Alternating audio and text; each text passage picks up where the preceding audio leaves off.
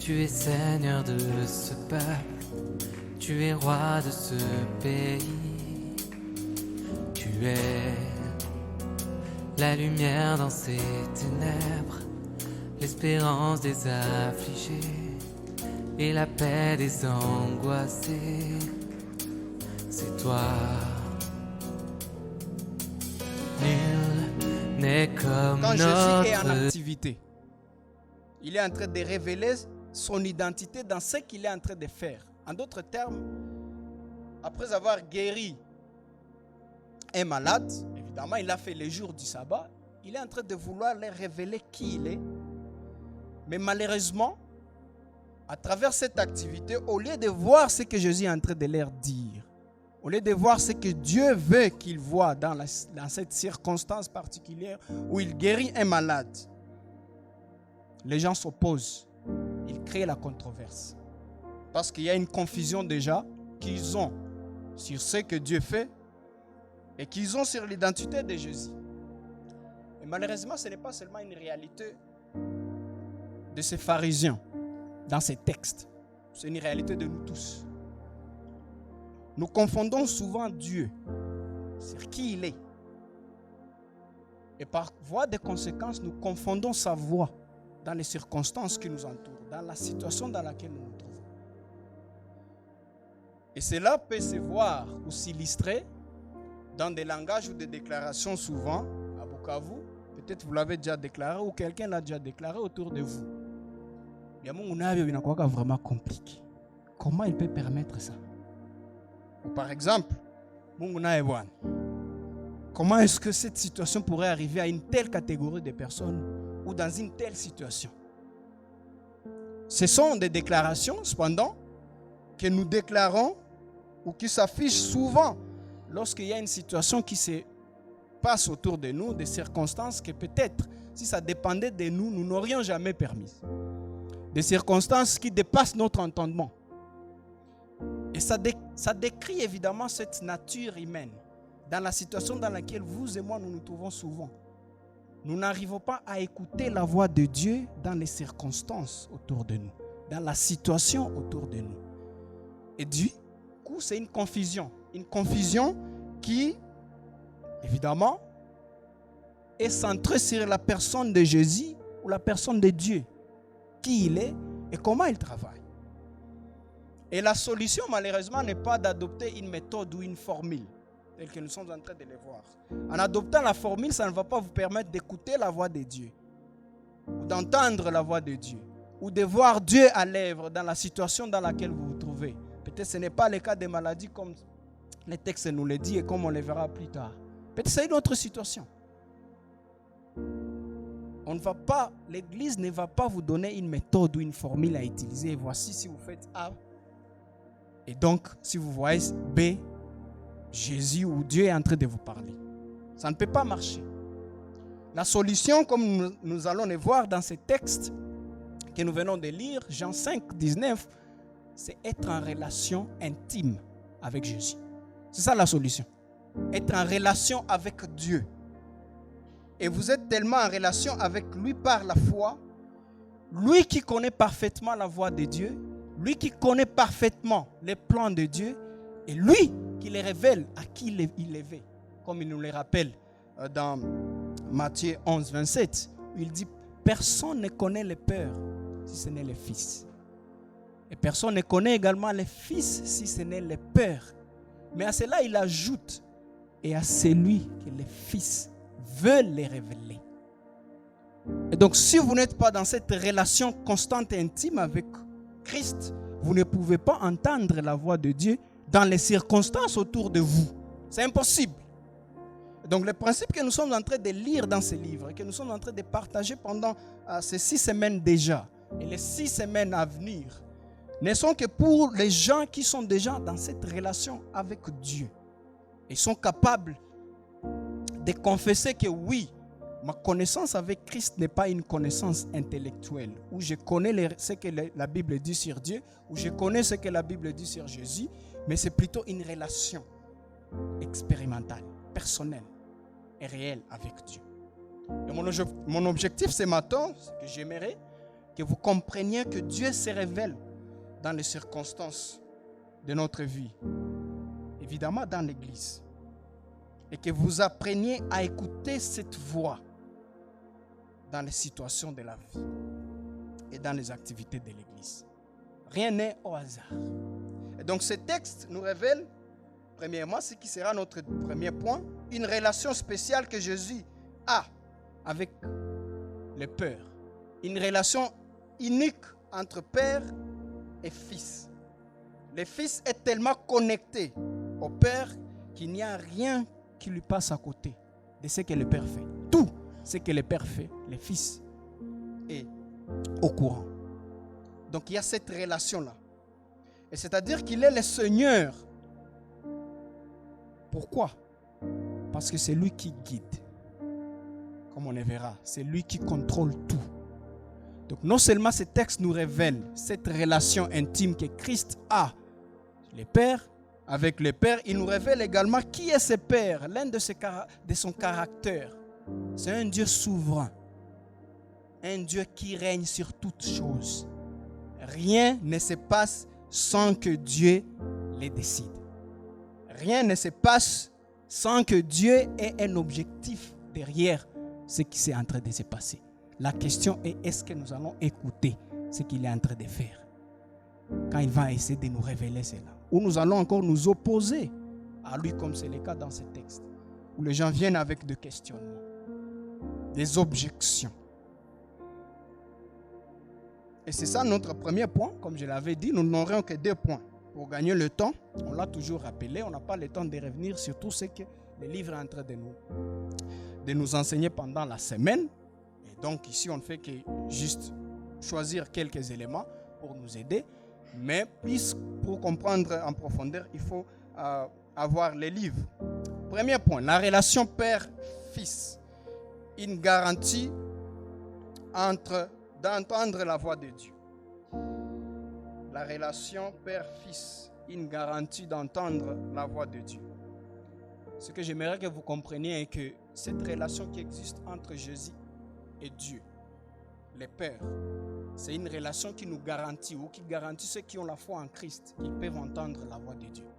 Parce que si cette relation n'existait pas, c'est impossible d'entendre la voix de Dieu. Il fallait que cette relation existe, comme nous allons les voir. Verset 17. Mais Jésus leur répondit, mon Père agit jusqu'à présent. Moi aussi, j'agis. Souvenez-vous qu'il vient de faire cette déclaration après que les gens viennent avec des objections après avoir travaillé le jour du sabbat. Le jour qui est supposé, d'après eux, être le jour de repos. En d'autres termes, ils ne devraient pas travailler. Et c'était ça la première confusion dans leur tête. Que lorsque Dieu se dit au 7e jour, je me suis reposé, il semble que Dieu a croisé les bras et qu'il ne travaille plus. Et Jésus est en train de vouloir corriger cette confusion. Que non, mon Père agit, mon Père est toujours actif. Il travaille, il est à l'œuvre, même à présent. Et parce que mon Père est à l'œuvre, moi aussi, en quelque sorte, il est en train de leur dire, ce que je viens de faire ici, quelqu'un qui a passé 38 ans dans la maladie, je lui demande de se lever et de marcher. Et il prend son lit le jour du sabbat. Je veux que vous identifiez qui je suis. Écoutez ma voix. Écoutez ce que Dieu est en train de faire dans ceci. Écoutez également que je suis le maître du sabbat. Et plus tard, il va même leur dire que le sabbat n'est pas fait pour l'homme, pas fait pour le sabbat. En d'autres termes, il y a une communication que Dieu est en train de faire passer au travers les circonstances dans lesquelles ces gens se trouvent. Mais le point est que Dieu agit. Dieu est à l'œuvre. Dieu, vous voyez, il y a une idée, peut-être là ça peut nous aider à comprendre, où les gens vous diront que non, Dieu a créé le monde, et quand il a créé le monde, il a créé même les principes naturels, et ce sont ces principes naturels qui font fonctionner le monde. Donc vous respectez ces principes, le monde, vous allez marcher selon la nature humaine, du monde. Et quand vous lisez clairement la Bible, ce n'est pas le cas. Dieu n'a pas créé le monde et puis il s'est retiré. Non, Dieu est à l'œuvre dans sa création. C'est lui qui soutient sa création. Il est en train d'agir et tout ce qui se passe ne se passe sans que Dieu soit à l'œuvre. sans que Dieu ait un objectif dans ce qui est en train de se passer. Donc c'est un faux enseignement et qu'on ne doit pas suivre. Que les choses arrivent par hasard, par principe naturel. Non, Dieu est en action. Et il est en action que nous symbolisons ou nous synthétisons souvent par la souveraineté de Dieu. Qui n'est pas vraiment un grand mot, ça veut dire seulement que Dieu règne sur toutes choses. Que tout ce qui se passe, il y a un être suprême là qui est en train de décider que ça se passe. Et c'est ce que Jésus est en train de les rappeler ici. Mon Père agit et il est à l'œuvre parmi vous. Voyez son œuvre et écoutez sa voix. Et ça devient maintenant un encouragement pour nous, pour les chrétiens. Particulièrement savoir que mon Père à qui j'appartiens, les dieux là en qui j'ai mis ma foi, c'est un Dieu qui est actif. Donc ces circonstances n'ont pas échappé à son contrôle. Ces circonstances sont là pour un objectif. Et ça changerait ma prière. Dieu, qu'est-ce que tu veux que j'entende? Et comme on l'avait dit, vous ne saurez pas ce que Dieu veut vous parler à travers ces circonstances si vous n'êtes pas dans sa parole et si vous ne laissez pas l'esprit travailler. C'est important. Je ne vais pas y revenir. On a bien dit que Dieu parle et il parle à travers son esprit, il parle à travers la Bible. Et quand on continue qu'il parle à travers la prière, on le verra plus tard. Donc on n'est pas en train de vous dire que commencez par là. Non, il y a un débit. Un débit, c'est cette relation personnelle avec Dieu où l'Esprit Saint est en vous. Et c'est cet esprit qui vous révèle maintenant, dans ces histoires ici, Dieu est en train de vous dire A, B, C, D. Et là, je veux comprendre que les circonstances dans lesquelles je me trouve, la situation dans laquelle je me trouve, ce n'est pas un hasard. Dieu, révèle-toi. Où est Jésus dans tout ça? Où est la vérité dans tout ça? La souveraineté de Dieu. Un confort. Et ça devient également une base solide pour l'espoir du chrétien. Parce que je sais qu'il est à l'œuvre, je sais que rien n'arrivera qui va compromettre ma relation avec Dieu. Parce que cette relation n'a jamais dépendu de moi. C'est une relation qui dépend de Christ, de ce Dieu-là qui est à l'œuvre. La deuxième chose que nous voyons dans ce texte, verset 19, c'est que le Fils ne paie rien de lui-même. Il est dit. Jésus a repris donc la parole et leur dit, en vérité, je vous l'ai dit, le Fils ne peut rien faire de lui-même. Donc l'activité du Fils est entièrement définie par l'activité du Père.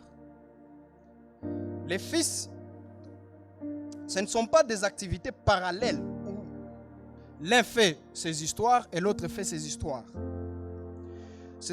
Leurs activités sont tellement connectées que vous ne pouvez pas les dissocier. C'est ce qu'il veut dire par là. Évidemment, ici aussi, il faut noter que quand il dit « Le Fils ne peut rien faire de lui-même », il n'est pas en train de dire que non, il regarde ce que Dieu fait et il copie, il fait la même chose. On y reviendra plus tard. Parce que si vous allez dans ce sens, il y a également un autre faux enseignement dans lequel vous pouvez vous retrouver qui ne va pas vous aider pour écouter la voix de Dieu. Il dit les deux restent distants, ne sont pas les mêmes. Il n'est pas en train de dire que je suis le Père ou que je suis et que le Père vient de se révéler à moi. Ce n'est pas ce qu'il est en train de dire ici. Ce sont deux personnes distinctes. Cependant, les relations sont tellement étroites qui n'a pas pour but de brouiller leurs différences, leurs distinctions. Ça, c'était une parenthèse qu'il faut mieux comprendre. Parce que parfois, on vous dira que non, Dieu apparaît ou s'est révélé comme Père. Il y a des moments où il se révèle comme Père, des moments où il se révèle comme Fils, des moments où il se révèle comme Esprit. Ce n'est pas de cela que Jésus est en train de parler ici. Dieu ne se révèle pas autant comme un Père, parfois comme un Fils, parfois comme Saint-Esprit. Non, ces trois personnes sont distinctes. Le Fils reste le Fils, le Père reste le Père. Mais ils travaillent d'une manière où vous ne pouvez pas dissocier l'œuvre du Père de l'œuvre du Fils. Et c'est ce que Jésus veut que les gens comprennent. Que quand je suis à l'œuvre, c'est mon Père qui est à l'œuvre. À cause de qui je suis, à cause de ma nature divine. J'ai l'autorité sur les maladies. Et personne n'a cette autorité si ce n'est pas Dieu. C'est ce que je veux que vous compreniez. Mais malheureusement, ce n'est pas ce qu'ils ont compris. Ou peut-être ils ont compris, mais ils ont rejeté parce qu'ils ont leur plan, ils ont leurs préférences. Parce que quelque part, ils vont dire, quand on nous donne la raison pour laquelle ils ont posé la question, c'est parce qu'il dit, ce monsieur s'est fait égal à Dieu. Quelque part, ils ont compris, mais ils ont rejeté. Donc, il arrive aussi que dans les circonstances, Dieu vous parle. Et voici ce que je veux que vous fassiez. Mais comme nous avons des préférences, comme nous avons des confusions, comme nous avons nos propres plans, pas les plans de Dieu, nous choisissons nos préférences. On rejette la voix de Dieu. Et parfois, on est intelligent dans les rejets. Juste comme les pharisiens, ils se servent de la loi de Dieu pour rejeter la volonté ou la voix de Dieu. C'est le jour du sabbat. On est censé respecter les sabbats. Ça, ce n'est pas Dieu. Mais c'est une tactique du diable dont on ne doit pas se laisser. Donc ça, c'était juste une parenthèse de comprendre la différence. Que ce que Jésus est en train de dire ici, c'est que moi, je sais que le Père fait, moi aussi je l'ai fait, et je ne peux rien faire. À part ce que le Père fait, il n'est pas en train de dire qu'ils sont les mêmes personnes. Ils sont des personnes différentes. Troisième chose que nous voyons ici. Les fils les fait aussi, c'est ce qu'il dit à la fin du verset 19. Et tout ce que le Père fait, les fils aussi les fait pareillement. Ça devient très important parce qu'il y a deux grandes vérités que nous devrions comprendre ici. Jésus devient non seulement un modèle pour nous, mais aussi une solution pour entendre la voix de Dieu. Commençons par un modèle. Jésus voit la main de Dieu, ce que Dieu est en train de faire, et la volonté de Dieu ou le plan de Dieu dans chaque événement du monde. Et puis lui fait ses plans. Lui suit cette volonté. Et c'est ça le modèle que tous ceux qui suivent Jésus doivent suivre. Je ne viens pas à Dieu avec mes plans, je lui propose mes plans en lui disant, voilà Jésus, voilà Dieu, j'ai mes plans. Mais je sais que tu es tellement puissant, alors je crois en toi pour que tu puisses m'aider à accomplir ces plans. Parce que moi-même, je ne peux pas y arriver. Ce n'est pas ça la logique. Jésus voit les plans de Dieu et il accomplit ces plans de Dieu. Il devient notre modèle.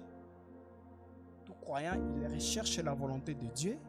Et quand je vois la volonté de Dieu, je soumets mon plan, mes pensées, ma volonté à ces plans de Dieu et j'obéis et je les suis. Il devient notre modèle. Mais dire que Jésus est seulement notre modèle, c'est passer à côté de ce que Jésus veut vraiment nous parler ici. Jésus vient également nous dire que pour entendre la voix de Dieu, il faut être en relation avec lui. D'ailleurs, plus tard dans le chapitre 10, je crois, 8 et 10, il va leur dire, si vous n'entendez pas ma voix, c'est parce que vous n'êtes pas de Dieu. Parce que mes brebis entendent ma voix et me suivent. Là, on est dans le chapitre 10. Donc Jésus devient non seulement le modèle à suivre pour faire la volonté de Dieu, mais ça devient la solution. Il faut être dans cette relation intime avec Dieu pour entendre la voix de Dieu, pour entendre la volonté de Dieu, pour savoir les plans de Dieu. Et quand on a chanté, les projets de Dieu sont bons. Est-ce que vous connaissez ces projets-là? Ou nous aimons juste la chanson? Ça doit être d'une manière personnelle. Oui, je vois Dieu à l'œuvre. Je vois ses projets, je vois ses plans. Et je suis ses plans. Je ne vais pas me servir de Dieu comme un outil pour qu'il fasse ce que moi je veux. Ça, on doit éviter. Du moins si on est croyant. Donc Jésus est la solution. Et il faut être en relation avec lui pour savoir la volonté de Dieu. Et ceci devient un encouragement, surtout dans les péchés. Pourquoi? Parce que, vous voyez, parfois, quand vous vivez, il y a un péché qui vous tourmente davantage. Vous pensez que la solution serait de vous détacher de Dieu, d'aller très loin de Dieu. Et vous pensez que ce péché-là vous a séparé de Dieu. Pourtant, vous êtes déjà chrétien. Mais savoir que Dieu agit d'abord en fonction ou à cause de la relation qu'il a avec son Fils. Comme il est dit dans les versets 20. C'est par amour du Christ qu'il révèle sa volonté. C'est cet amour qui devient maintenant notre espoir dans les péchés. Parce que je sais que je vais revenir vers Dieu et il va me recevoir. Parce qu'il ne me reçoit pas sur base de ce que moi je fais, mais sur base de son amour à son Fils. Et quand je suis connecté à son Fils par ma foi, déjà il a cet amour. L'amour qu'il a pour son Fils et l'amour qu'il a également pour moi. Parce que j'ai fait partie du corps du Christ. Alors dans les péchés, ça devient intéressant d'aller vers Dieu encore parce que c'est lui encore la solution de votre péché. Et vous êtes confiant qu'il va vous parler. Comme c'est un Dieu qui parle, il va vous dire, voici ce qu'il faut pour vous débarrasser de ces péchés. Voici ce qu'il faut pour gagner cette victoire. Et cette victoire est rassurée parce que Christ a gagné la victoire sur les péchés à la croix. Il devient non seulement un modèle, mais une solution. D'où c'est important d'être en relation encore avec Christ. C'était ça notre premier point. Prenons notre deuxième point pour finir. En termes d'application, Dieu parle. Le premier point était la relation fils. Père-fils, une garantie d'entendre la voix de Dieu. Donc parce que cette relation avec Père et Fils existe, que nous avons la garantie, l'assurance que Dieu va nous parler. Et il parle. Et comment il parle, nous l'avons déjà dit et je l'ai aussi répété, on ne va pas revenir. Qu'il parle à travers son Esprit Saint. Il parle à travers la parole. On a passé plus de temps dans cela. Mais aujourd'hui, je vais insister sur 3 autres aspects.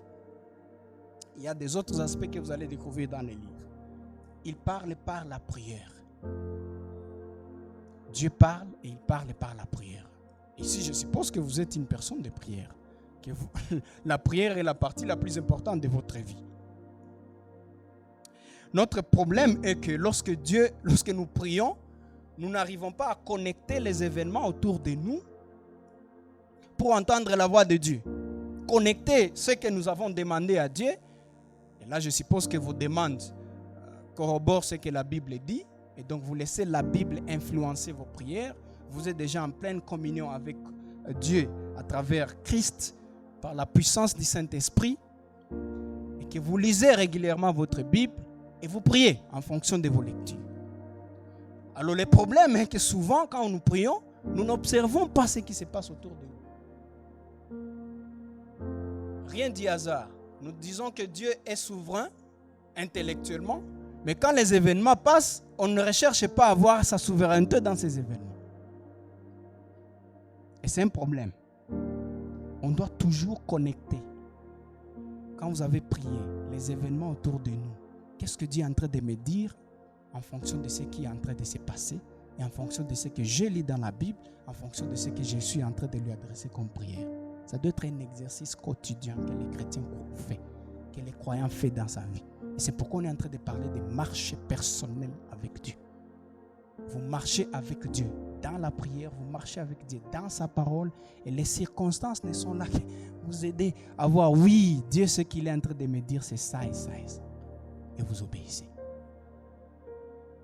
Et donc, ne laissez pas que les circonstances ou les situations, les événements autour de vous passent sans que vous puissiez les connecter avec vos prières. Deuxièmement, ça c'était Dieu parle à travers la prière. Deuxièmement, Dieu parle à travers les circonstances. En écoutant la vérité. Donc ce n'est pas que les circonstances, parce qu'elles sont là, alors Dieu est en train de me parler. Non, il faut écouter la vérité et seulement en écoutant la vérité que ok, voici la vérité dans cette circonstance. Parce que si je ne cherche pas la vérité dans ces circonstances, je ne saurais pas écouter la voix de Dieu. Et nous l'avions vu ensemble en disant que la vérité c'est une personne. Jésus revient toujours. Je suis la vérité. Où est Jésus? Donc la question serait, où est Jésus dans cette histoire? Et ça peut changer tout. Prenons un exemple. Le texte que nous venons de lire ici comme une illustration. Luc 7. Et comprendre comment est-ce que la vérité change même notre façon d'aborder les circonstances de vie. La vérité nous révèle plus que ce que le monde peut nous révéler dans nos circonstances. C'est un texte que vous avez évidemment lu dans les discussions. Et j'aimerais juste y revenir en termes d'illustration pour bien comprendre. Luc 7, verset 11. Les jours suivants, Jésus alla dans une ville appelée Naïn. Ses disciples et une grande foule faisaient route avec lui. Lorsqu'il fit près de la porte de la ville, voici, on portait en terre un mort. Ici, ça me donne juste l'image lorsque il y a une marche de colère ici parce qu'il y a un assassinat de quelqu'un. Vous voyez, les gens décident de ne pas aller au cimetière avec des véhicules. Ils prennent les cercueils, ils portent les morts avec eux vers le cimetière. C'est un peu ce qui s'est passé ici. Ils sont en train de porter. Voici, on portait en terre un mort, fils unique de sa mère. Fils unique de sa mère, qui était veuve. Et il y avait avec elle beaucoup de gens de la ville. Fils unique d'une veuve. Si on allait lui demander quelle est la vérité de cette situation dans laquelle tu te trouves, qu'est-ce qu'elle allait dire d'après vous? Si elle était quelqu'un de Bukavu, elle allait dire peut-être en tout cas Ngombe Maskina Izalaki. Je viens de perdre mon mari. Je reste avec un seul fils unique. En tout cas, cette situation me tourmente. Je ne comprends rien. Donc, ça serait ça sa description de la vérité. Mais quand Jésus est venu, la vérité est là en personne. Tout change. Ça ne serait plus de penser à Ngombe Maskina Izalaki ou quoi d'autre. Mais pour lui, ça sera. Pour Jésus, le Seigneur l'ayant vu émis de compassion pour elle. Encore un élément très intéressant. Pourquoi Jésus va faire ce qu'il va faire dans le verset qui suit? Est-ce que c'est parce que cette dame était tellement sainte qu'elle méritait ce que Jésus va faire? Non, on nous dit encore c'est à cause de qui Jésus est. Encore l'importance de comprendre que qui est Dieu que nous chantons. Qui est le Dieu là en qui nous avons crié? Un Dieu de compassion. C'est pourquoi on dit ému de compassion pour elle. Elle lui dit ne pleure pas. Comme un père, on dit non, ne t'inquiète pas. C'est pas comme tu vois la situation qu'elle est. Il y a ce que Dieu est en train de faire dans cette situation. Et moi qui suis la vérité, il faudra que tu comprennes qui je suis. À part cette compassion, il dit je suis la résurrection. Voilà ce que Dieu voulait révéler. Voilà ce que Dieu a permis que cette femme comprenne sur lui-même. Et ça a toujours été comme ça dans les circonstances de la vie. Il y a ce que Dieu veut nous révéler sur lui-même, sur son plan et sur ses voies. Il y a ce qu'il est en train de faire à cause de qui il est. Il y a la manière dont il veut le faire et il révèle. Et donc la dame ici, si elle comprenait déjà qu'on avait déjà prêché que Jésus est une résurrection, c'était une connaissance intellectuelle, mais ça devient expérimental jusqu'à ce qu'il rencontre la vérité elle-même. Jésus, il élève, il ressuscite l'enfant. Ça, c'était juste l'une des illustrations. Mais notez l'objectif. Verset 16. Tous furent saisis de crainte et ils glorifiaient Dieu. Tout ce qu'il fait, c'est pour sa gloire. Ce n'est pas pour votre propre gloire. La gloire de l'Église. Pour sa gloire. La question, est-ce que la recherche de la gloire est votre objectif de la vie?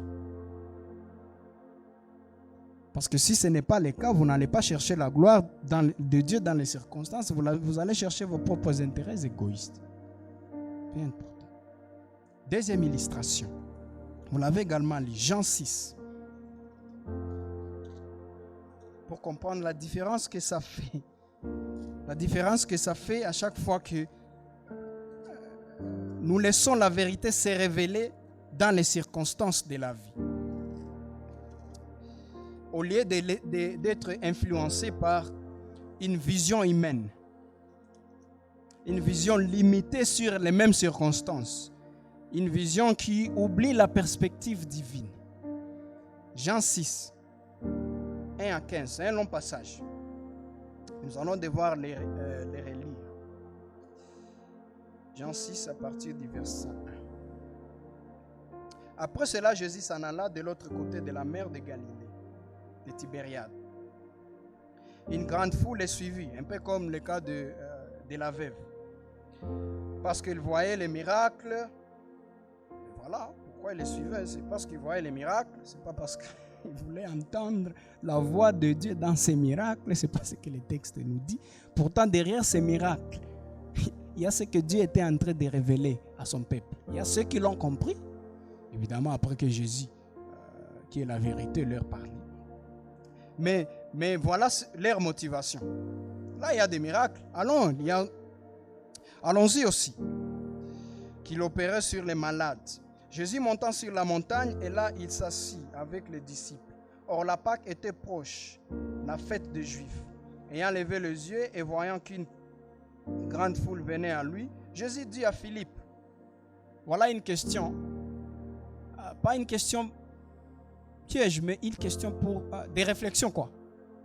Pour que ça révèle un peu comment l'humain réfléchit et comment Dieu réfléchit dans une situation quelconque. Et voir la différence que ça fait. Où achèterons-nous des pains pour que ces gens aient à manger? Il disait c'est là pour l'éprouver. J'aime la Bible. Elle ne cache rien. C'était pour l'éprouver. Car il savait ce qu'il allait faire. Philippe lui répondit, les pains qu'on aurait pour 200 deniers ne suffiraient pas pour que chacun en reçoive un peu. Voilà sa réponse.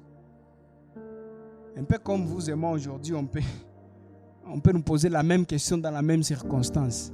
Aujourd'hui, on aurait dit, oui, crise et puis toutes les banques sont fermées. Qu'est-ce que nous pouvons faire? C'est un peu la même réponse ici. Voilà ce que nous avons. Les paix que nous avons ne peuvent pas suffire. C'est ça la perspective humaine. Mais il y a une perspective divine. Un de ses disciples, André, frère de Jésus, frère de Simon, Pierre, lui dit, il y a ici un jeune garçon qui a 5 pains d'orge et 2 poissons. Mais qu'est-ce que c'est là pour... Lui aussi la même question. Qu'est-ce que c'est là pour ces gens? Les gens sont tellement nombreux que ça, c'est vraiment insuffisant. Donc au moins lui, comme le principe, on peut dire, comment on l'a dit,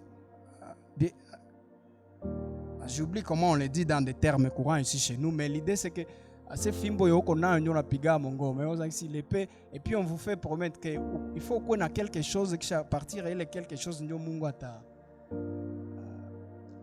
multiplier d'autres. Et on fait toute une théorie. Je me réserve des commentaires là-dessus. Mais c'est un peu ce qui se passe aussi ici. Vous dites, bon, moi au moins, c'est à quoi ça, Philippe? Moi, je vais dire, bon, nous avons ça et ça. Mais la conclusion, c'est la même. On ne paie rien. Jésus dit, voilà la vérité, c'est qu'il lui fait. Faites-les asseoir. Il y avait dans ce lieu beaucoup d'herbes. Il s'assure donc au nombre d'environ 5000 hommes. Jésus prit les pains, rendit grâce et les distribua à ceux qui étaient assis. Il leur donna de même des poissons, autant qu'ils en voulurent. Lorsqu'ils furent rassasiés, il dit à ses disciples de ramasser les morceaux qui restent, afin que rien ne se perde. Les ramassèrent donc. Ils remplirent 12 paniers avec les morceaux qui restèrent de 5 pains d'orge, après que tout ait mangé. Ces gens ayant vu ces miracles que Jésus avait faits, disaient, celui-ci est vraiment le prophète qui doit venir dans le monde. Et Jésus, sachant qu'ils allaient venir l'enlever pour le faire roi, se retira de nouveau sur la montagne. Lui sait. Quand le soir fut venu, ses disciples descendirent au bord de la mer. Étant montés dans une barque, ils traversaient de la mer pour se rendre à Césarée. Il faisait déjà nuit et Jésus ne les avait pas encore ici. Et l'histoire se continue. Mais voilà les points. Les points qui nous montrent un peu la perspective humaine face à des situations de la vie, des situations plus compliquées. Et comment on voit? Lorsque la vérité vient, tout change. C'est pourquoi dans les circonstances, Dieu nous parle. On ne prend pas les circonstances comme, voyez-vous, comme des hasards. Je marque les termes pour mieux décrire comment nous prenons les circonstances pour nous. C'est comme si ce sont des étapes où, bon, voyez-vous, je les vois souvent ici chez nous, quand les gens disent dans leurs statistiques et les réseaux sociaux, Dieu est au contrôle. Et d'ailleurs, il y a ceux qui l'ont fait, même une salutation. Comment tu vas? Et on dit, bon, Dieu est au contrôle. Mais si vous essayez un peu d'observer, ça reste une connaissance vraiment dans la tête, intellectuelle. Oui, je sais que Dieu est au contrôle. Mais comment je vois son contrôle dans ceci? Souvent, nous prenons les circonstances comme juste des étapes où Dieu est au contrôle, il fait ce qu'il veut faire, mais moi, je sais que cette étape va passer. Il y aura une seconde étape qui sera peut-être meilleure que... C'est comme ça que nous prenons. Le langage Dieu est au contrôle chez nous. En d'autres termes, comment nous prenons la souveraineté de Dieu ou la providence de Dieu. Et Jésus veut nous faire comprendre que non, ça ne devrait pas être comme ça.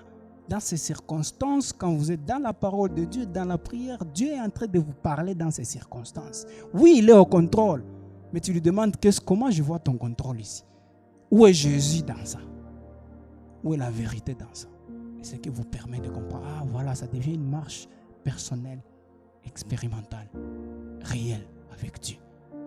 Parce qu'on ne peut pas terminer une journée, on ne peut pas terminer une semaine, un mois, sans qu'il y ait des circonstances peut-être non prévues, non espérées autour de nous.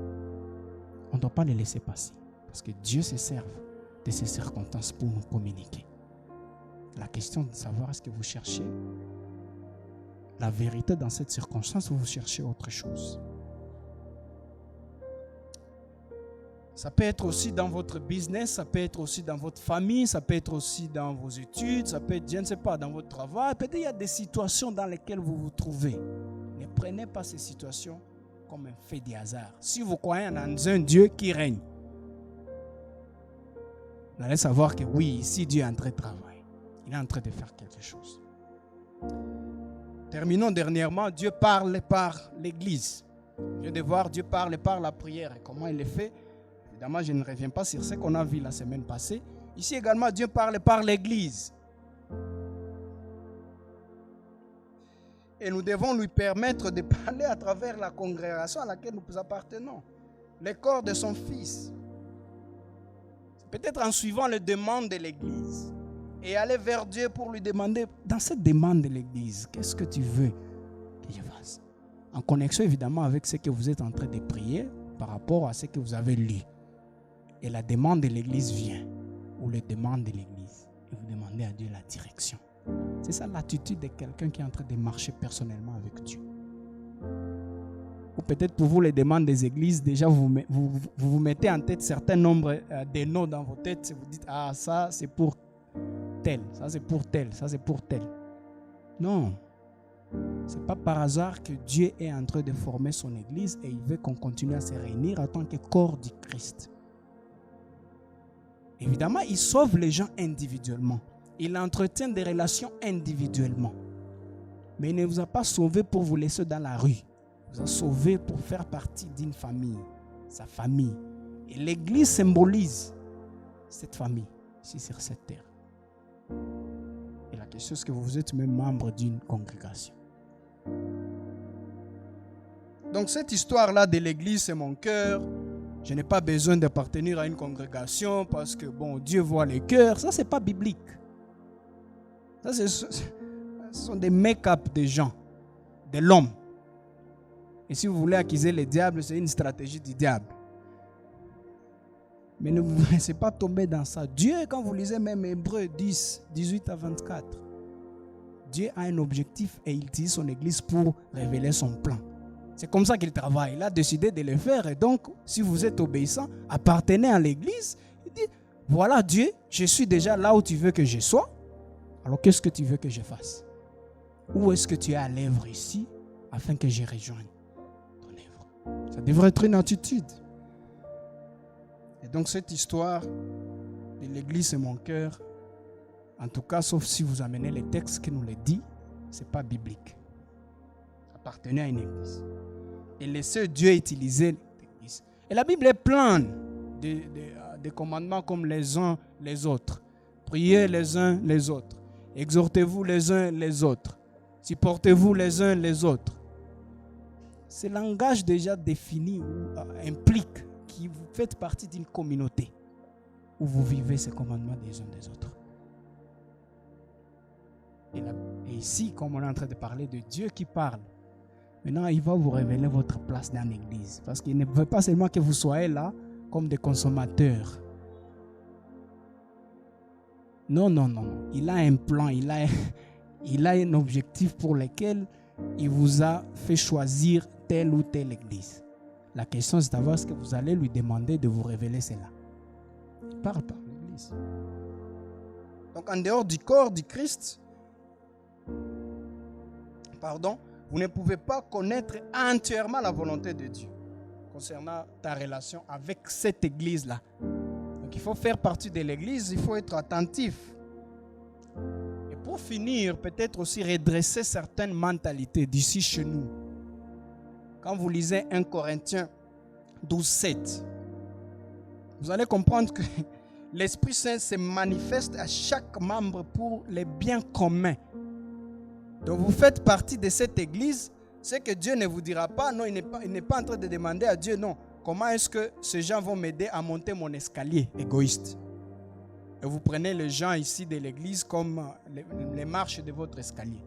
Ça veut dire ma connexion. C'est qu'on a ta connexion, dans mes plans, tu as tes plans. Ce n'est pas cette mentalité. Quand vous lisez 1 Corinthiens 12, 7, vous êtes là pour servir. Il y a quelque chose que Dieu veut que vous fassiez. Et vous n'allez pas inventer. Vous n'allez pas, permettez de le dire, faire de votre préférence. Dieu doit vous le dire parce qu'il parle à travers son église et c'est pourquoi il faut bien suivre ce que l'église est en train de vous demander de faire. Être dans cette activité permanente où il y a ce que Dieu est en train de vous demander dans sa parole. Il y a ce que l'église est en train de vous demander. Et Dieu crée des circonstances de fait que vous compreniez en pratique ce qu'il vous a dit dans sa parole. Ça doit être une marche permanente avec Dieu dans ce sens-là. Vous cherchez cette volonté. Vous essayez un peu de comprendre. Ici, il est en train de me dire ABCD. Moi, je ne peux pas vous le dire. Peut-être vous prenez le communiqué comme juste on veut combler ces 5 minutes-là pour donner un peu de repos à la chorale. Non. Ce que Dieu est en train de faire à l'église a un objectif.